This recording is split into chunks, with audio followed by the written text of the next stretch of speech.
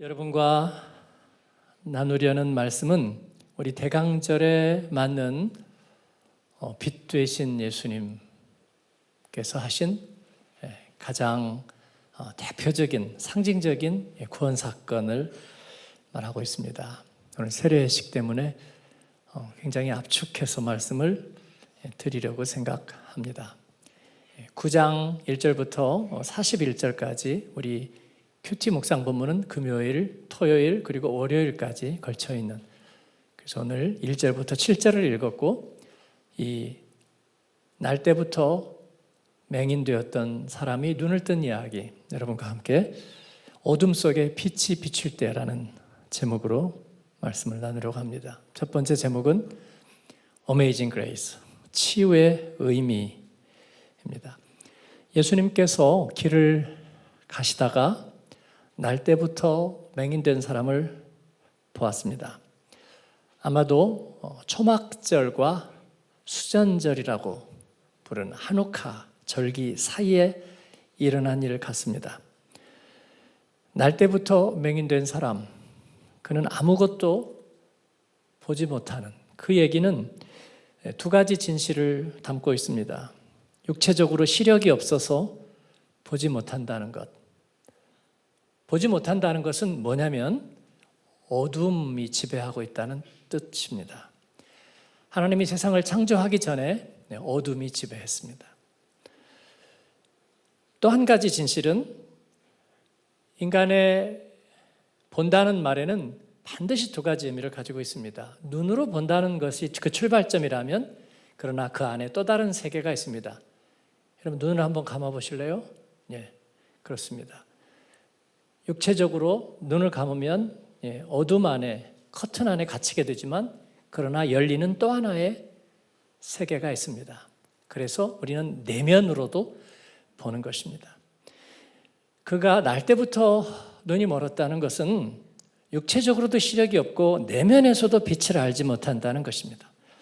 이중적인 맹인입니다. 오늘 이 장애우에 대한 이야기를 하면서 제가 표현에 조금 조심스러운데 여러분이 잘 이해를 해주시면 좋겠습니다. 어떤 경우에도 여기에서 어떤 격화시키는 표현이 있어서는 안 될 거라고 제가 생각하면서 말씀을 나눕니다. 그는 이중적인 맹인인데, 그런 점에서 날 때부터 맹인이라는 것은 우리 자신을 닮았습니다. 하나님을 알지 못하는 인간의 상태, 죄와 허물로 죽었던 우리 상태, 그것을 성경은 어둠이라고 말합니다. 그래서 예수님이 세상에 오셨다는 것은 어둠 가운데 빛이 비추셨다고 표현하고 있습니다.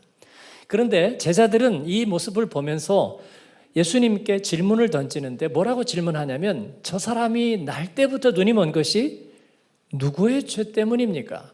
자신의 죄 때문입니까? 아니면 부모의 죄 때문입니까?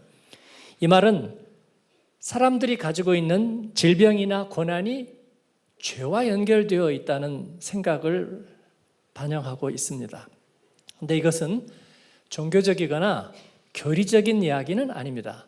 본능적인 이야기입니다. 여기에서 왜 죄라고 얘기했느냐면, 질병이나 고통의 원인을 찾아야 치유할 것 아니겠습니까? 그런데 문제는 날 때부터 눈이 멀었어요. 이것은 오래되었다는 이야기입니다. 다시 말해서 자신이 어떻게 해결할 방법이 없습니다. 그래서 그 고통의, 질병의 근원을 찾아가려는 것입니다. 근원을 찾아 어디로 갈까요? 과거로 갈까요? 미래로 갈까요? 고통의 원인을 찾으려면 과거로 갑니다. 과거로 가서 과거에서 원인을 찾는데, 고통이 원인이 되는 과거의 문제, 그것을 사람들은 죄라고 말하는 거예요. 물론 우리는 그 죄가 무엇인지 좀 더 분명히 합니다. 왜 분명히 합니까? 빛에다가 이걸 가리고 빛이 멀리 떨어져 있으면 그림자가 희미합니다. 그런데 빛이 이 위로 가까이 내려오면 그림자가 희미해질까요? 또렷해질까요? 또렷해지죠. 그렇습니다. 은혜의 빛이 우리는 가까이 경험했기 때문에 죄의 실체가 무엇인지를 좀 더 분명하게 알고 있습니다. 그런데 세상은 그 죄의 실체를 잘 모릅니다. 그래서 막연하게는 과거의 문제라고 생각하고, 그리고 그것이 오래되면 운명이 됩니다. 그래서 마치 운명처럼 이를 받아들이는 것입니다. 그래서 저 사람의 죄냐, 가깝게 유대인들은 어떻게 날 때부터 장애를 가지고 있는 그 인간이 왜 그 사람의 죄라고 말할까요? 그 사람의 죄를 찾아내기 위해서 애썼습니다. 그래서 엄마가 아이를 임신했을 때 이방 신전에 가서 우상에게 제사를 드렸다면 그 갓난아기도 자기의 의지나 아직 지각이 없음에도 불구하고 그 엄마의 죄에 동참했다. 그래서 아이의 죄가 된다. 궁색하죠? 그게 아니라면 부모의 죄, 힌두교에서처럼 전생이 있다든지 뉴에이지 운동처럼 다생이 있다든지 그런 죄의 문제로 우리 옛 어른들이 전생에 무슨 죄가 있어서 이런 한국식 푸념을 여러분이 어머니 혹은 할머니에게 들어본 기억이 있으리라고 생각합니다. 이 모든 것이 죄와 고통 사이에 어떤 일반화된 연관성이 있다고 사람들이 생각하고 있는 것입니다. 그래서 제자들도 그렇게 얘기를 해본 것입니다. 오늘 여기에서 제가 잠깐 말씀드리고 싶은 것은 우리 기독교 안에도 이 질병과 고통에 대한 그 치유의 움직임, 치유에 대한 그런 소망들이 많이 있었다는 것입니다. 그래서 그런 치유 운동들이 많이 있었습니다. 물론 예수님은 세상에 오셔서 천국 복음을 전파하신 것 외에는 대부분 치유의 역사를 많이 일으키셨습니다. 그래서 우리 기독교인들이 이 인간이 가지고 있는 질병과 고통의 문제를 해결해야 한다. 고통은 치유되어야 한다는 생각을 가지고 있는데 여기에서 많은 경우에 죄 문제를 해결해야 한다. 그것은 분명히 맞습니다. 죄가 가지고 있는 그 고통의 근원을 해결하는 것, 예수님은 이를 위해서 오셨습니다. 그런데 문제는 뭐냐면 질병과 고통을 겪고 있는 사람 안에 죄가 원인으로 작용하는데 그것을 어디에 가서 해결할 거냐 하는 것입니다. 거기에 우리에게 약간의 혼선과 유혹이 있습니다. 그건 뭐냐면 다시 과거로 가려고 한다는 것입니다. 과거로. 그래서 과거로 다시 거슬러 가서 죄의 문제를 해결함으로 우리에게 있는 고통과 또 죄의 그 결과들을 치료해야 된다는 생각을 하는 것입니다. 그럼 이제 오해하지 마실 것은 우리 목사님이 치유라는 것 자체를 싫어하는구나. 아니요, 제가 싫어한다고 그게 없어질 수 있는 것이 아닙니다. 치유는 주님이 하신 일이고, 그리고 우리가 예수님을 만나면 바로 근본적인 그런 치유가 일어나고 우리는 그걸 주님 앞에 간구할 수도 있습니다. 그러나 그게 가지고 있는 잘못된 초점, 과거로 회귀해 돌아가는. 예수님은 죄와 질병 사이의 관계에 대해서 인정하셨습니다. 네 죄가 사함을 받았느니라 라고 말씀하십니다. 그리고 요한복음 5장에 베데스다 목가에 38년 된 병자의 그 오래된 질병이 아마 중풍에 가까운 어떤 그런 질병이 아닐까 우리는 짐작하지만, 그러나 예수님은 나중에 다시 죄를 범해서 그 병이 다시 너에게 오지 않게 하라. 그래서 그 질병과 특정한 그에게 구체적인 죄가 연관되어 있다는 사실을 얘기해 주십니다. 그러나 모든 질병과 고통이 죄와 연관되어 있는 것은 아닙니다. 바울 사도는 사단의 가시라고 불리우는 결정적인 장애가 있었습니다. 사람들은 그게 간질이라고 얘기하기도 하고 아니면 눈의 질환이라고 얘기하기도 합니다. 바울 사도는 대부분의 서신을 받아쓰게 했기 때문에 눈의 질환이 있을 것이다. 간질이 있을 것이다. 세들백 교회 리고렌 목사님 간질이 있었죠. 그래서 설교할 때 항상 대타 설교자들을 항상 준비해 놨습니다. 설교하다가 쓰러지면 대타 설교자가 나와서 설교를 마쳐야 하기 때문이죠. 그러나 바울 사도는 하나님께 자기의 질병을 고쳐달라고 간구했는데 그때마다 주님에게서 너의 질병이 죄 때문이 아니라는 것을 확인해 주셨습니다. 내 은혜가 되게 족하다. 그렇습니다. 그가 겪고 있는 것은 하나님의 은혜라는 거예요. 그게 치유를 안 해주셨다는 이야기는 아니에요. 저는 치유를 해주셨다고 생각합니다.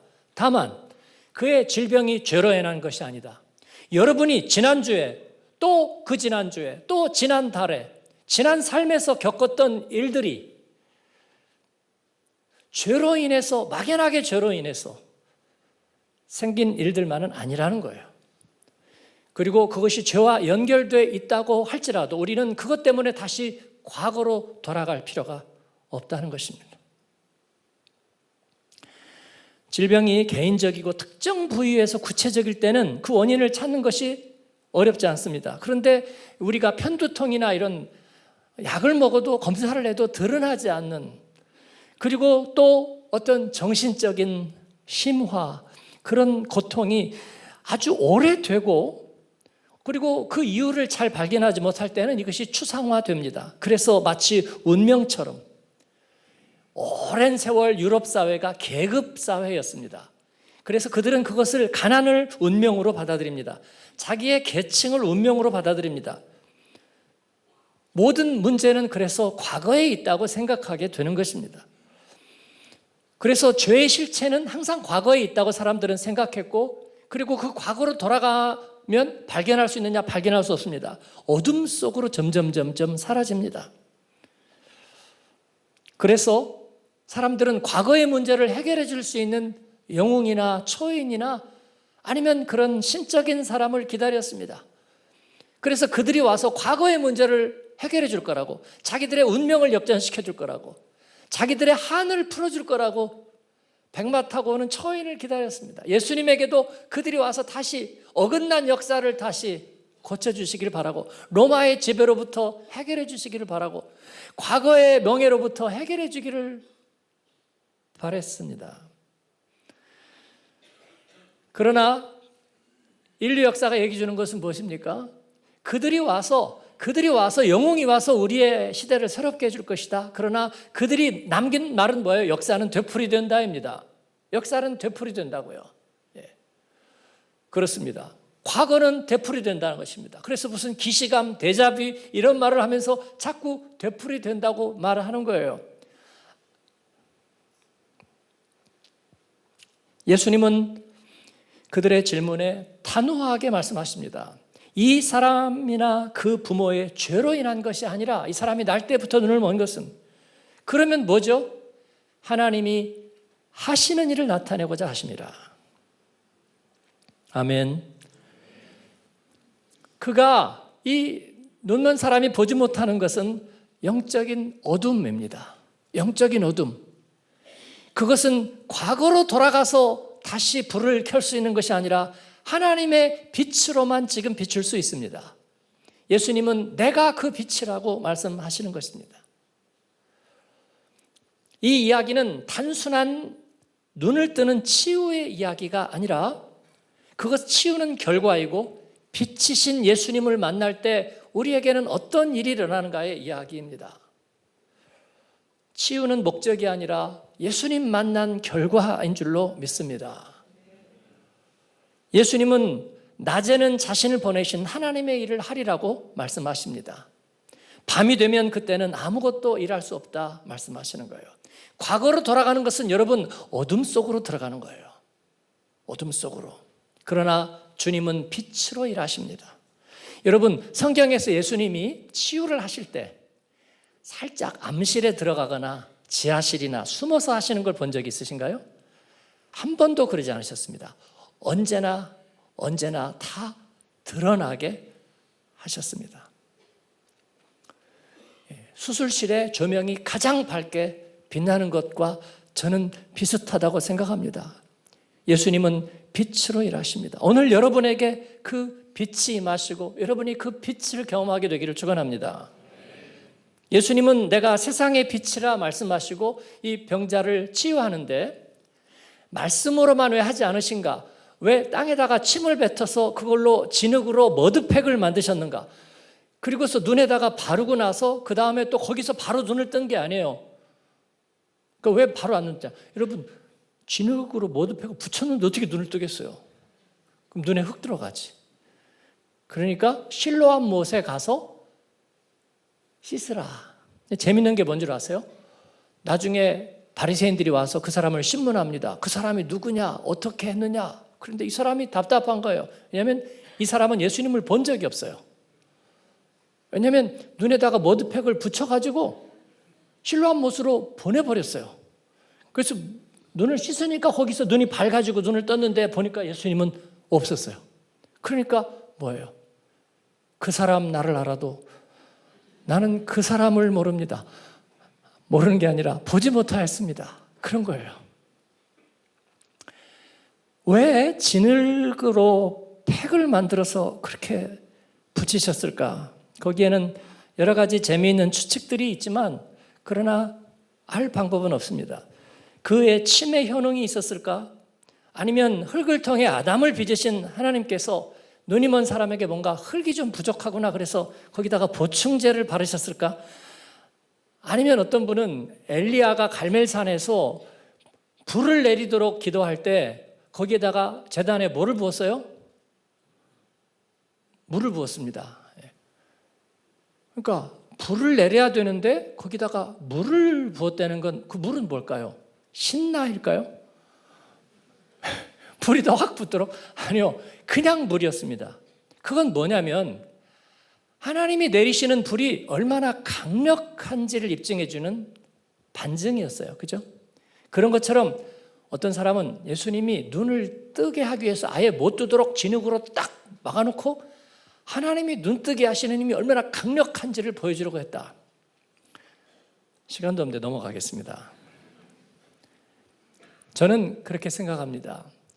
이 예수님의 치유가 의미일 뿐이고 어떤 말씀으로만 되어 있다는 그런 우리들의 하나님의 결정적인 역사를 머리로만 이해하려는 우리들의 생각에 예수님은 분명하게 증거를 나타내셨습니다.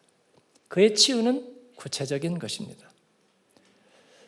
우리가 누군가와 삶을 같이 살고 동행하고 그리고 함께 무슨 일을 해나간다는 것은 여러분 구체적인 일이에요. 저는 이 구체적인 일을 좋아합니다. 구체적인 일을요. 생각 속에서만 일어나는 것은 의미가 없는 거예요. 주님은 우리에게 바로 그 치유가 얼마나 구체적이었는지를 얘기하고 그 자리에서 치유하실 수 있었겠지만 실로암 못에 가서 씻으라 하십니다. 그는 거기에서 눈을 뜹니다. 동시에 영적 어둠에서 은혜의 빛으로 내적인 눈도 같이 뜨게 되는 것입니다.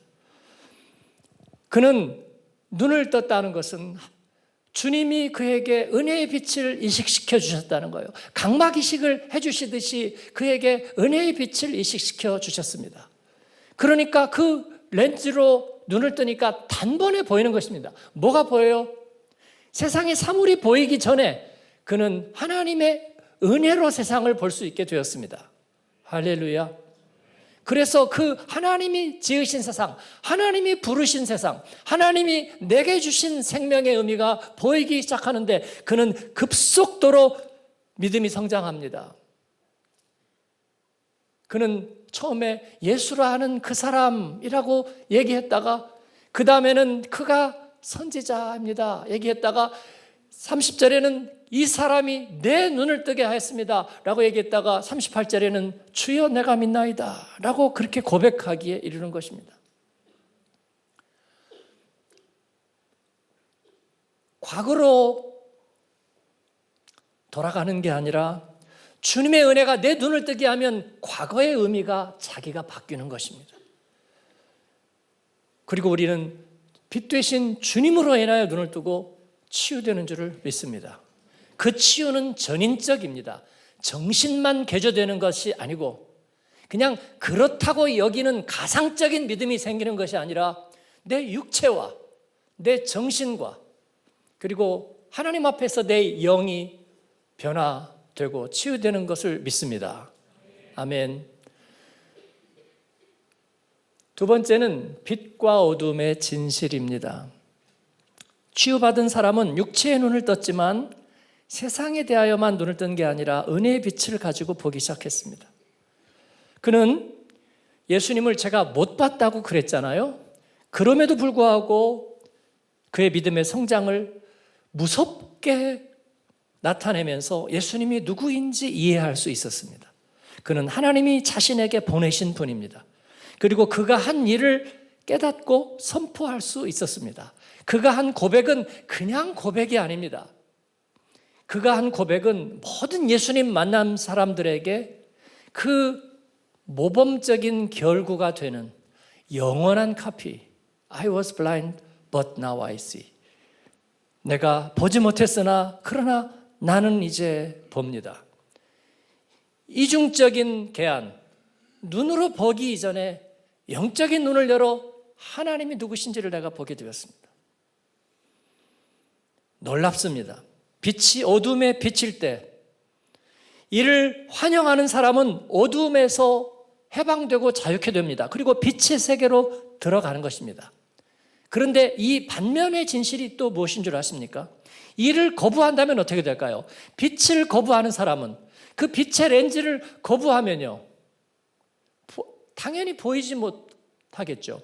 우리가 죄와 허물로 죽었던 우리가, 그때는 우리가 약속에 대하여 외인이고 그리고 하나님을 모르는 자입니다. 그리스도 밖에 있었습니다. 그 얘기는 뭐냐면 내가 하나님이 주시는 그 빛의 세계를 내가 보지 못할 뿐 아니라 그 빛을 거부함으로 그 빛이 나를 차단시켜서 보지 못하도록 하는 역할을 하는 거예요.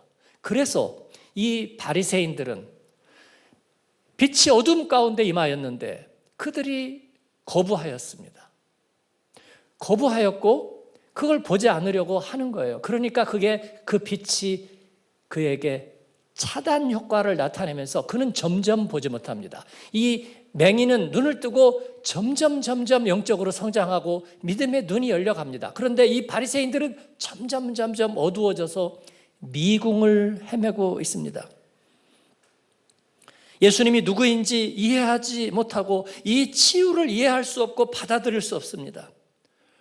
왜냐하면 그들은 예수님의 이 은혜의 빛을, 그 렌즈를 거부하고 나니까 모든 것을 종교인이라고 말은 함에도 불구하고 모든 것을 인간적인 눈으로만 보려고 합니다. 그러니까 그 빛이 자기를 방해해서 더더욱 보지 못합니다. 선택지는 점점 줄어듭니다. 바리새인들은 예수님을 증오하기 시작했습니다. 여러분의 옛날 이야기 같지 않으십니까, 여러분? 예수님을 만나고 치유받은 이들도 함께 증오하고 경멸하고 멸시합니다. 이유가 뭘까요? 어떤 사람들은 바리새인이라는 계층이 원래 그런 사람들이라고 얘기하는데 그러면 편리하죠. 심지어는 유대인들에 대한 집단적인 편견을 얘기하기도 합니다. 여러분, 이거는 안티세미티즘이죠. 아니면 유대교와 기독교의 교리적인 대립으로 보기도 합니다. 여러분, 이것은 정치 논리죠. 진영 논리로 보는 거예요. 그러다 보면 결국은 양비론으로 흐르겠죠. 아닙니다. 여기에는 영적인 진실이 담겨져 있습니다. 예수님은 이 이야기의 끝인 9장 39절에 그 말씀을 이렇게 얘기하고 계십니다. 내가 심판하러 이 세상에 왔으니 보지 못한 자들은 보게 하고 보는 자들은 맹인이 되게 하려 함이라. 이게 무슨 말씀인지 아세요? 내가 보지 못하는 자들은 보게 하고, 그건 분명합니다. 그런데 보는 자들은 맹인이 되게 하려 함이라. 이 말은 보는 자들이란 하나님의 나라를 세상적인 어둠의 방식으로 보려는 이들을 말합니다. 그러기 위해서 예수님의 빛으로 보는 방식을 거부하기 때문에 그들은 점점 더 보지 못합니다. 빛의 차단 때문입니다. 그들이 빛을 거부했기 때문에 그 빛에 의해서 차단당하는 것이에요. 그래서 보지 못하게 된다는 것입니다. 저는 이 말씀에서 제가 부르심을 받고 신학교를 간 다음에도 제가 그 다음에 했던 생각은, 물론 저에게 잘못된 멘토들이 있었어요. 네가 이제는, 하나님은 네가 할 수 있는 영역 저편에 계셔. 그러니까 지금부터는 네가 할 수 있는 일을 해야 돼. 헬라어, 히브리어, 인문학, 역사, 그리고 인간에 대한 이해를 더 깊게 하고 그들에게 설교를 하고 설득을 해야 되잖아. 그러니까 그들을 더 많이 알아야 되고 이해해야 되고, 그래서 네가 노력하고, 네가 노력할 수 있는 한계 상황 밖에 하나님은 서 계셔. 저는 그게 너무나 매혹적이었어요. 그래, 방언받고 기도하고 그거는 이제 좀 했어. 이제는 나에게 달려있는 거야 라는 생각을. 그래서 인문학적 성서에서 그 말은 인간적인 방식으로 내가 성경을 이해하려고 했을 때 저는 점점 어둠 속으로 들어갔습니다. 왜냐하면 내가 빛의 렌즈를 너무 쉬운 것으로 생각했기 때문이에요. 애따 은혜다, 그 말이면 다 될 거 아니야. 아니야, 하나님은 스스로 돕는 자를 돕는 거야. 정말요? 저에게는 아무 일도 일어나지 않았습니다.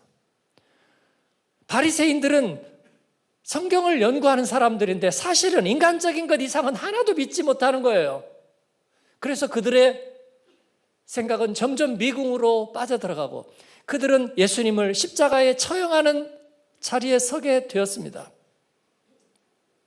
우리의 선택은 예수님을 빛으로 볼 것인가 아니면 거부할 것인가의 문제인 줄로 믿습니다.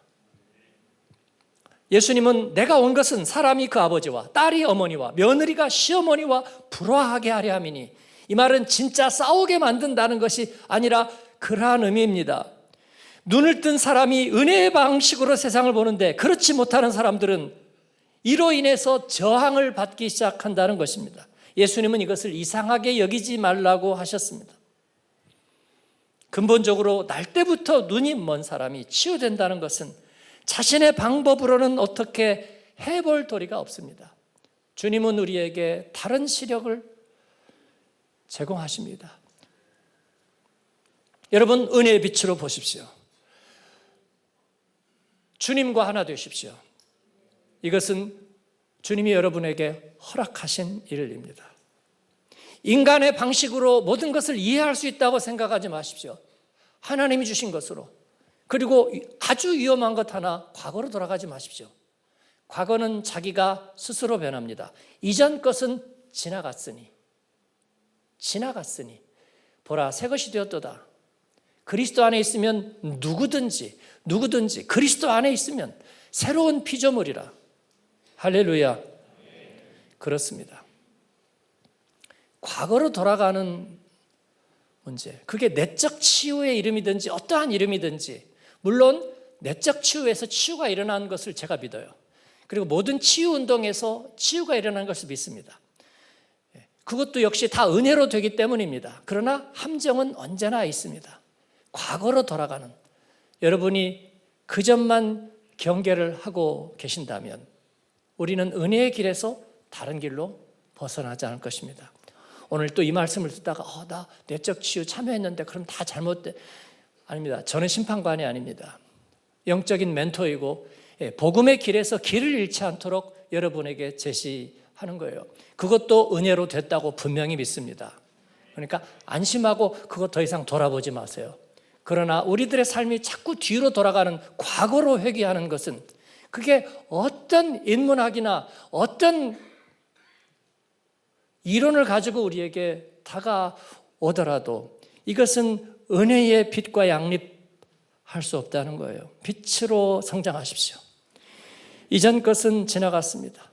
우리가 주님을 구주로 영접할 때 바울의 눈에는 비늘 같은 것들이 떨어졌습니다. 그리고 새로운 눈을 열게 되었습니다. 그리고 주님께서 주의 성령을 통해서 그의 길을 인도하십니다. 빛 안에서 저 여러분을 성장할 겁니다. 이전의 운명은 지나갔습니다. 우리는 빛 가운데 있습니다. 과거를 불러올 필요 없습니다. 참된 자유는 내가 이제 원하는 것을 하는 것이 아니라 하나님이 원하는 것을 하는 것입니다. 주님께서 날마다 말씀의 빛을 가장 먼저 여러분에게 비추게 하십시오. 그리고 주님과 함께 하나 되십시오. 그러면 주님은 여러분의 과거의 의미를 바꾸고 미래의 일들을 열어가실 것입니다. 그러한 여러분 되기를 축원합니다. 아멘.